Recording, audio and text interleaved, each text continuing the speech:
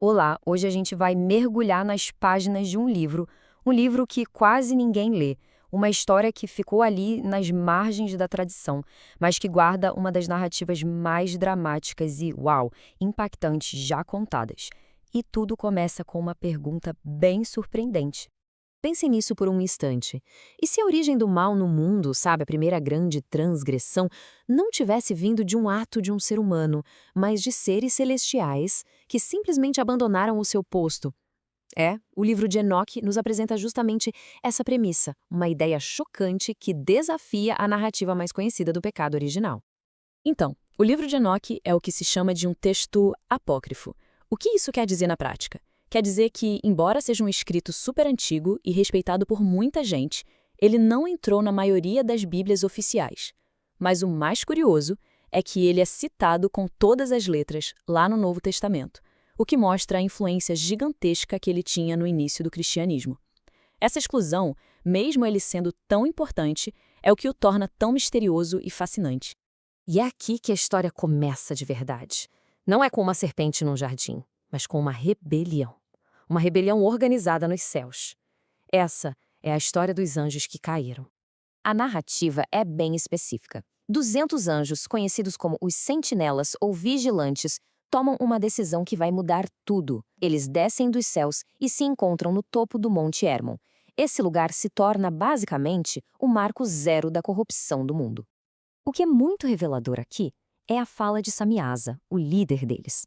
Ele demonstra um medo profundo, e não é só da punição, é o medo de carregar sozinho a culpa por um crime monumental. Fica claro que ele tinha total noção da gravidade do que eles estavam prestes a fazer. Não foi algo no calor do momento, foi uma transgressão pensada, consciente. E para superar esse medo, o que eles fazem? Eles se unem. Fazem um juramento, um pacto, para garantir que ninguém ia pular fora. O texto até dá nome aos bois, listando os líderes, Samiazé, Araquiba, Azael, o que só reforça que não foi um motim bagunçado, mas sim um plano muito bem organizado e deliberado. Bom, a decisão estava tomada, o pacto selado. Mas e as consequências?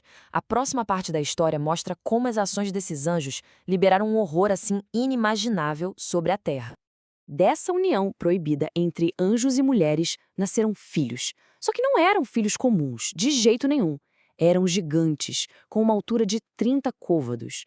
Para a gente ter uma ideia, isso é quase 15 metros de altura. 15 metros. Uma escala que a gente nem consegue processar. Totalmente antinatural e aterrorizante. E o apetite desses gigantes era insaciável. No começo, eles consumiam absolutamente tudo o que a humanidade produzia. Dá para imaginar o peso disso. Todas as colheitas, todo o gado, todo o suor do trabalho humano indo só para alimentar essas criaturas colossais? O ponto de virada vem quando os recursos da humanidade acabam. Aí, a situação fica infinitamente pior. Os gigantes, que antes eram um fardo, agora viram predadores. Eles se voltam contra as mesmas pessoas que os alimentavam e começam a devorar os próprios seres humanos. A carnificina foi completa. Eles não pararam nos humanos, não.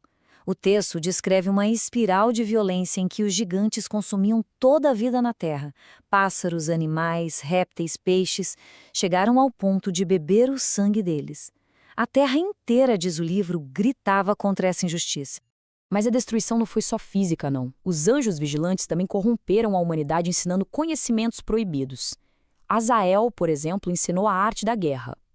Outros ensinaram os segredos da feitiçaria, da astrologia. Eles não só criaram monstros literais, como também deram aos humanos as ferramentas para sua própria destruição, sabe? Plantaram a semente do conflito na alma humana.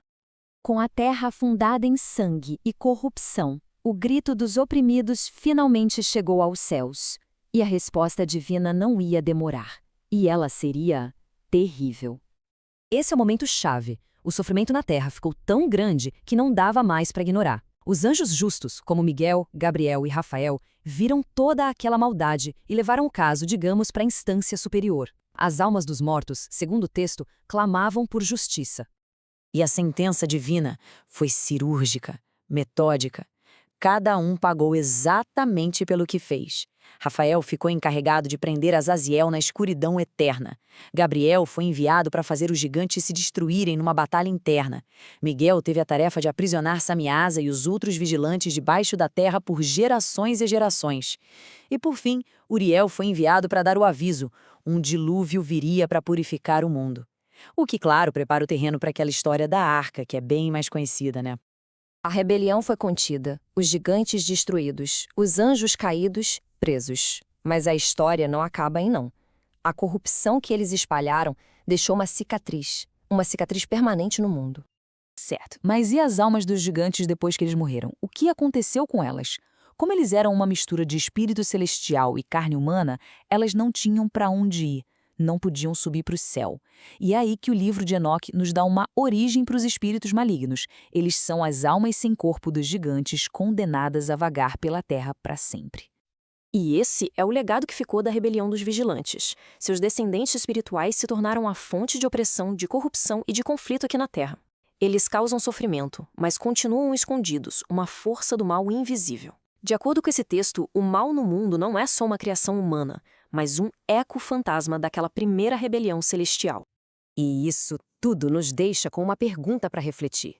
O livro de Enoque oferece uma visão de mundo super complexa, uma explicação alternativa para a origem do mal e uma narrativa épica que influenciou culturas por séculos.